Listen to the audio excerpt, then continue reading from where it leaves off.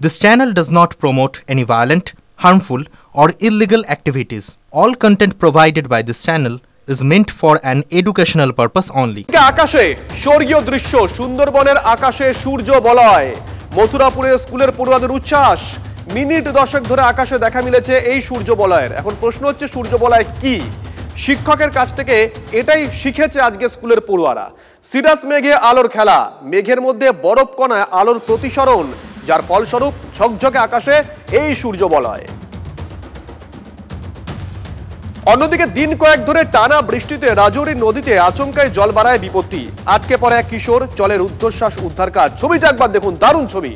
আশা সেনার helicopter, SDRF team ছিল, রাজৌরির পুলিশও। স্থানীয়রাও উদ্ধার কাজে সাহায্য করেন। নিরাপদে বাড়ি পৌঁছে দেওয়া হয়েছে ওই কিশোরটিকে। ছবিটা একবার দেখুন। এদিকে মাস কয়েকের ব্যবধানে ফের ভয়াবহ অগ্নিকাণ্ড হাওড়ার চামড়াইলে। ঢালাই কারখানায় বড়সড় আগুন, ধোঁয়ায় ঢাকা এলাকা। ছবিটা একবার দেখুন, অভিজ্ঞতা বুঝতে পারবেন। আতঙ্ক ছড়িয়ে পড়ে আশেপাশের এলাকাতেও। দমকলের দুটি ইঞ্জিন দ্রুত ঘটনাস্থলে পৌঁছে কোনো মতে আগুন নিয়ন্ত্রণে আনে। অন্যদিকে বার্নপুরে জল প্রকল্পের পাইপলাইনের সেতু ভেঙে মহাবিপত্তি। পাইপলাইন ভেঙে বেরিয়ে যাচ্ছে জল। তীব্র পানীয় জলের সংকটের আশঙ্কা আসানসোলের বিস্তীর্ণ অংশে। প্রকল্পের ভিতর কাজ চলছিল, আটকে পড়েন দুজন। বিপর্যয় মোকাবিলা বাহিনী গিয়ে তাদেরকে উদ্ধার করে। পিএইচই দপ্তর সেতুটি রক্ষণাবেক্ষণ করছে না বলে অভিযোগ উঠেছে। নিশ্চয় মনে আছে আপনাদের, কিছুক্ষণ আগে আমরা একটা ছবি দেখিয়েছিলাম, খবর দেখিয়েছিলাম যে তৃণমূল কংগ্রেস নেতা প্রাক্তন সাংসদ পার্থপ্রতিম রায় সোশ্যাল মিডিয়ায় একটি ভিডিও পোস্ট করেছেন। ভিডিও পোস্ট করে দাবি করেছেন যে এটা হরিয়ানার ভিডিও, বাঙালি পরিযায়ী শ্রমিকদের উপর অত্যাচার করা হচ্ছে। এটা ছিল পার্থপ্রতিম রায়ের দাবি। আর বিজেপি বলছে এই ভিডিও ফেক। কি বলছে বিজেপি? প্রদীপ্ত। পার্থপ্রতিম রায়েরও যে ফেসবুক পোস্ট, তারও কিন্তু শেষ অংশে লেখা আছে যে এই ভিডিওর সত্যতা আমি যাচাই করিনি। তারপরে বিজেপির তরফ থেকে ফেসবুকেই পোস্ট করা হয়েছে যে তারা বলছে যে দেশে অশান্তি ছড়ানোর জন্য আবার এনআরসি নিয়ে একটা মিথ্যে তথ্য তৃণমূল কংগ্রেস হাজির করছে। এবং তৃণমূল কংগ্রেসের যেহেতু আর 7-8 মাস বাদে রাজ্যে নির্বাচন রয়েছে, তৃণমূল কংগ্রেসের সময় ফুরিয়ে আসছে, তাই তৃণমূল এই মুহূর্তে গুজবের ওপরই ভরসা করছে, এরকমটা তারা বলছেন। এবং তাদের পাশাপাশি এই অনুরোধও তারা করছেন যে কোনো ভিডিওই কেউ পোস্ট করলে সেটা যাচাই না করে কোনো কিছুই করা উচিত নয়। এবং আজকে এই পার্থপ্রতিম রায়ের এই ভিডিও সংক্রান্ত বিষয়ে কিন্তু বিজেপি নেতৃত্ব সংবাদ মাধ্যমের সামনে একই কথাই তারা বলেছেন যে এই ধরনের ঘটনা তৃণমূল কংগ্রেস সামনে এনে আদতে আরো অশান্ত করার চেষ্টা করছে বাংলাকে। তার কারণ তারা বাংলাদেশি আর বাঙালির মধ্যে ফারাককে গুলিয়ে ফেলার চেষ্টা হচ্ছে। এবং বিজেপির তরফে সমাজ মাধ্যমে এই পোস্টের উপরে একেবারে ফেক স্ট্যাম্প মারা হয়েছে। শুভজিৎ, আমরা বিজেপি সেই পোস্ট দেখাচ্ছি দর্শকদের। প্রদীপ্ত, তুমি যে কথা বলছিলে, তবে এই মুহূর্তে আমাদের সঙ্গে রয়েছেন পার্থপ্রতিম রায়। পার্থদা, শুভজিৎ রয়েছি। পার্থদা, একটু আগে আপনি অভিযোগ করেছিলেন আমাদের চ্যানেলে, এই ভিডিও দেখে আপনাকে প্রশ্ন করেছিলাম, আপনার অভিযোগ শুনেছিলাম। বিজেপির তরফ থেকে পাক্কা 1 ঘন্টা আগে সোশ্যাল মিডিয়ায় ফেসবুকে আপনার এই ভিডিওটা, এটা স্ক্রিনশট নিয়ে লেখা হচ্ছে এটা ফেক ভিডিও। সরাসরি অভিযোগ করা হচ্ছে দেশে অশান্তি ছড়াতে এনআরসির মিথ্যা তথ্য ছড়াচ্ছে তৃণমূল কংগ্রেস। পার্থদা, শুনতে পাচ্ছেন? হ্যাঁ বলুন বলুন। হ্যালো, হ্যাঁ বলুন পার্থদা, শুনতে পাচ্ছি। ভিডিওটা মোটেও ফেক নয়। ভিডিওটা হরিয়ানারই একটি ঘটনা, কিন্তু এটার প্রেক্ষিতটা এটা নয়। হরিয়ানা জুড়ে বাঙালিদের উপর অত্যাচার চলছে, এটা ঘটনা। ওখানকার স্থানীয় শ্রমিকরা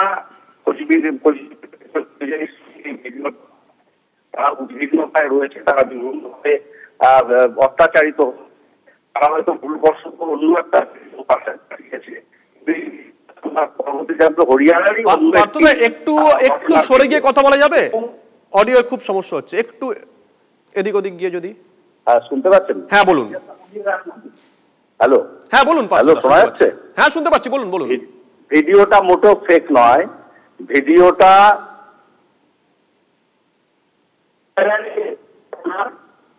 পুলিশি অত্যাচারের একটি ঘটনা, প্রেক্ষিতটা আলাদা। সেখানকার শ্রমিকদের কাছে ভিডিওটা ছিল, আমাদেরকে পাঠায় যে শ্রমিকদের তুলে নিয়ে যাওয়া। পার্থদা, অডিওর খুব সমস্যা হচ্ছে। মোটামুটি আপনার কথা পরিষ্কার যে প্রেক্ষিতটা আলাদা হলো, ভিডিওটা ফেক নয়। ধন্যবাদ পার্থদা। কথা বললাম পার্থপ্রতিম রায়ের সঙ্গে, তিনি বলছেন ভিডিওটি ফেক নয়, কিন্তু প্রেক্ষিতটা আলাদা। যদিও একটু সিগন্যালের সমস্যা হচ্ছিল, কথা কেটেও যাচ্ছিল।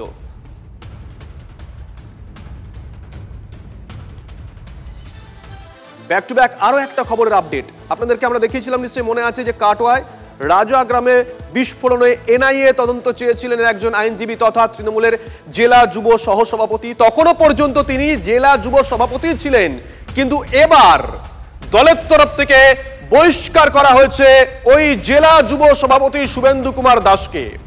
কৌশিক আমাদের সঙ্গে রয়েছেন। কৌশিক, চটজলদি সিদ্ধান্ত, তাহলে কি কোথাও গিয়ে সিদ্ধান্ত নেওয়াই ছিল? একটা কারণ খুঁজছিল তৃণমূলের কোনো একটা গোষ্ঠী? দেখো, একদমই বলা যেতে পারে যে সে কয়েক ঘন্টার মধ্যেই কিন্তু এমন সিদ্ধান্ত যে কাটোয়ার বিস্ফোরণ কাণ্ডে আদালতে এনআইএ তদন্তের আবেদন করেছিল যুব তৃণমূল কংগ্রেসের জেলা সহসভাপতি শুভেন্দু কুমার দাস, যিনি পেশায় আইনজীবী। আর সেই ঘটনার কয়েক ঘন্টার মধ্যেই কিন্তু বলা যেতে পারে যে সারা জীবনের জন্য তৃণমূল দল থেকে তাকে বহিষ্কার করা হয়েছে।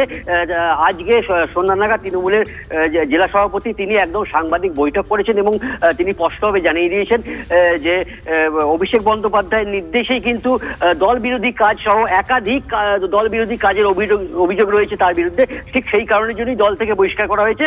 অন্যদিকে কিন্তু এই বিস্ফোরণ কাণ্ড না এবং তৃণমূলের গোষ্ঠীদল সব মিলিয়ে কিন্তু ইতিমধ্যে রাজনৈতিক মহলে চাঞ্চল্য তৈরি হয়েছে। শুভজিৎ, ধন্যবাদ কৌশিক।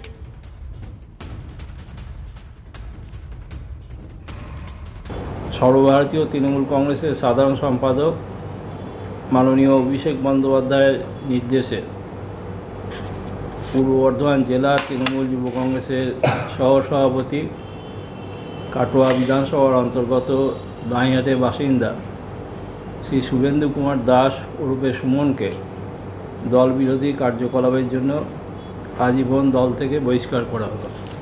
আমি তো বললাম সামগ্রিক কারণ রাজ্য নেতৃত্ব বিশ্লেষণ করেছে এবং তাতে দেখা গেছে তার বিরুদ্ধে প্রচুর দল বিরোধী কাজের অভিযোগ আছে এবং তার সত্যতা আছে, সেই কারণেই তাকে বহিষ্কার করা যায়। এটা কিন্তু সাসপেনশন নয়, আজীবন বহিষ্কার। আপনাদেরকে শুরুতেই বলছিলাম না, নিউজ টপ 9 মানে সারাদিন ধরে যে খবরগুলো আপনারা দেখেছেন তার একেবারে সর্বশেষ আপডেট। রাজ্য নির্বাচনী আধিকারিকের অফিসকে অটোনোমাস করতে হবে, স্বতন্ত্র করতে হবে। গতকালই নবান্নে এসে পৌঁছেছে জাতীয় নির্বাচন কমিশনের তরফ থেকে একটি নির্দেশ, কিন্তু রাজ্য বলছে তারা এই নির্দেশ মানবে না। কি বলছে সূত্র? দীক্ষার কাছ থেকে জানবো। দীক্ষা, 17 জুলাই জাতীয় নির্বাচন কমিশনের তরফ থেকে রাজ্যের মুখ্য সচিব মনোজ পন্থের কাছে একটি চিঠি আসে। সেখানে বলা হয় যে রাজ্যের যে নির্বাচনী আধিকারিকদের অফিস আছে সেটিকে স্বতন্ত্র একটা দপ্তর হিসেবে ঘোষণা করা হোক, সেরকম একটি নির্দেশ। তার কারণ আমাদের যে রাজ্যের নির্বাচনী আধিকারিক অফিস রয়েছে সেটি মূলত হোম অ্যান্ড হিল অ্যাফেয়ার্স, অর্থাৎ যেটাকে আমরা বলছি স্বরাষ্ট্র দপ্তরের অধীনে, এবং কোনো বাজেট বা তাদের জন্য আলাদা রকম বাজেট নেই, যাতে তাদের কোনো অর্থ যখন লাগে তখন সেটা স্বরাষ্ট্র দপ্তরকে পাঠাতে হয়। সেখান থেকে অর্থ দপ্তরের মাধ্যমে সেই টাকাই নির্বাচন আধিকারিকের অফিসে পৌঁছতো। কিন্তু এই চিঠি আসার পরে গতকালকে খবর সামনে আসে, আজকে আমরা নবান্ন সূত্রে খবর পাচ্ছি যে রাজ্য সরকার এই নির্দেশ মানতে নারাজ। তারা বলেছে স্বতন্ত্র দপ্তর করার কোনো মানে নেই, পাল্টা তারা বলেছে তারা জাতীয় নির্বাচন কমিশন অটোনমাস সংস্থা, অর্থাৎ স্বতন্ত্র সংস্থা হলেও তাদের অর্থ কিন্তু বরাদ্দ হয় আইনি এবং বিচার মন্ত্রকের মাধ্যমে। ফলে এখানে স্বতন্ত্র করার বাস্তবিকতা তারা খুঁজে পাচ্ছেন না, আর সেই কারণেই তারা আইনি পরামর্শ নিচ্ছেন জাতীয় নির্বাচন কমিশনের এই চিঠিকে কিভাবে পাল্টা জবাব দিয়ে এর যেটা বাধ্য নির্দেশটাকে অগ্রাহ্য করা যায় বা মানতে যেটা রাজি নন তারা, রাজ্য সেটাকে কিভাবে করতে পারে তার জন্য আইনি পরামর্শ নিচ্ছেন। ধন্যবাদ দীক্ষা। আরো একটা বড় খবর, যে খবর নিয়ে দেশের কোনায় কোনায় বিগত 3-4 দিন ধরে আলোচনা হচ্ছে। বিহারে প্রথম দফার সমীক্ষায় বাদ গেছে 56 লক্ষ ভোটারের নাম। এদের মধ্যে 20 লক্ষ মৃত ভোটার রয়েছেন, 28 লক্ষ ভোটার অন্য জায়গায় চলে গেছেন, 7 লক্ষ ভোটারের নাম একের বেশি জায়গা পাওয়া গেছে। ভেবে দেখুন একবার, 7 লক্ষ ভোটারের নাম একের বেশি জায়গা পাওয়া গেছে। 1 লক্ষ ভোটারের হদিশ এখনো পর্যন্ত মেলেনি। এখনো পর্যন্ত 15 লক্ষ ভোটার এনুমারেশন ফর্ম জমা দেননি। 1 আগস্ট বিহারে প্রকাশিত হবে খসড়া ভোটার তালিকা। সেই তালিকায় অন্তর্ভুক্ত করা হচ্ছে বৈধ ভোটারদের, দাবি করেছেন নির্বাচন কমিশন। 98% ভোটার এখনো পর্যন্ত সমীক্ষায় অংশ নিয়েছেন।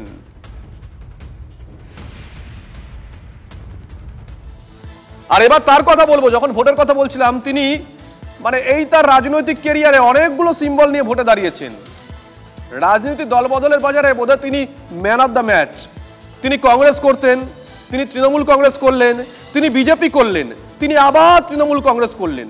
তার সব দল ঘোরা হয়ে গেছে, এবার বোধহয় নিজের দল গড়াটাই বাকি ছিল, এবার সেটাও হতে চলেছে।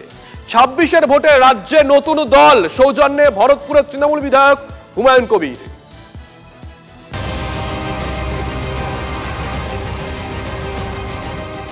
দু 2021 বিধানসভা নির্বাচনের আগে রাজ্য রাজনীতির ময়দানে নেমেছিল নতুন দল ইন্ডিয়ান সেকুলার ফ্রন্ট বা আইএসএফ। পীরজাদা আব্বাস নওশাদের দলকে দেখে রাজনৈতিক মহলের প্রশ্ন ছিল, তৃণমূলের সংখ্যালঘু ভোট ব্যাংকে কি ফাটল ধরবে?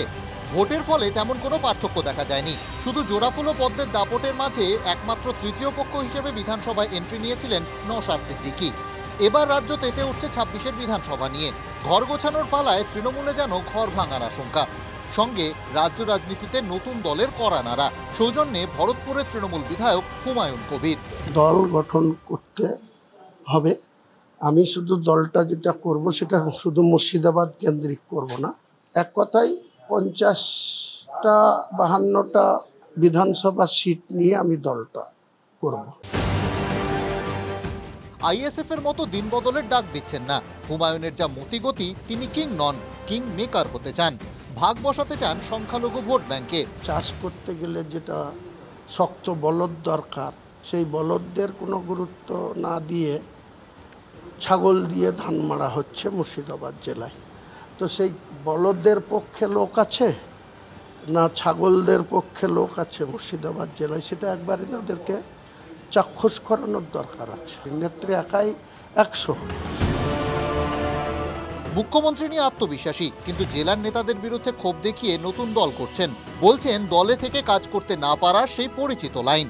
সলতেটা আসলে অনেক আগে থেকেই পাকাতে শুরু করেছিলেন হুমায়ুন। টোটাল বাংলায় যে সমস্ত মুসলিম অধ্যুষিত মেজরিটি সিট আছে, সেই সব সিটে মুসলিমরা কি করতে চায়, তাদের মনের মধ্যে যেটা চলে সেটাকে গ্রাসরুট থেকে তুলে আনার জন্য একটা সার্ভে টিম আমি স্পেশালি নিয়োগ অলরেডি করেছি।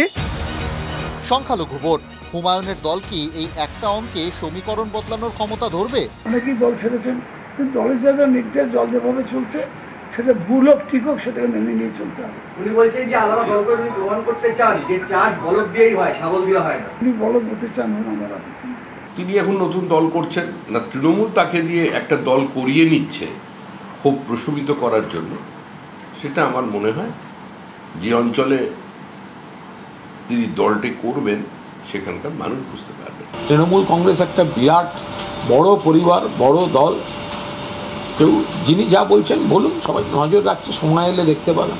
আমি তোমায় সাম্প্রদায়িক বিভাজনের রাজনীতিতে বিজেপি তৃণমূলকে পারস্পরিক করে সাহায্য করেছি, আমাকে আর একটু বেশি দাও, হয়তো সেই কারণে লড়াই, আমি জানি না। সব ধান্দার লড়াই, এটা রাজনীতি না। 30 ভাগ হিন্দু, 70 ভাগ মুসলমান। মুসলমান মনে করলে হিন্দুকে মেরে গঙ্গায় ভাসিয়ে দিতে পারে, এটা প্রকাশ্যে টিভির সামনে মমতা ব্যানার্জির নির্দেশে তাকে বলতে হয়েছিল। কিন্তু যখন তার মনে হলো এবার হুমায়ুন কবির আমার বোঝা হয়ে যাবে, বোঝাটাকে তাকে নামাতে হবে। নতুন দল, কিন্তু তাতে নতুন চমকের আশা কি আদৌ থাকছে? 26-এর বিধানসভা কি রাজ্যে নতুন সমীকরণের জন্ম দিতে পারবে? সৌরভ গুহর রিপোর্ট, TV9 বাংলা। তথ্য সংস্কৃতি দপ্তরের সচিবের ভূমিকায় ক্ষুব্ধ বিচারপতি। টালিগঞ্জ স্টুডিও পাড়ায় গোলমাল নিয়ে মামলায় 8ই আগস্ট রিপোর্ট দেওয়ার নির্দেশ। সবাইকে একসঙ্গে ডেকে বৈঠক না করে ফেডারেশনকে আলাদা করে ডেকে শুনানি করায় ক্ষুব্ধ বিচারপতি অমৃতা সিনহা।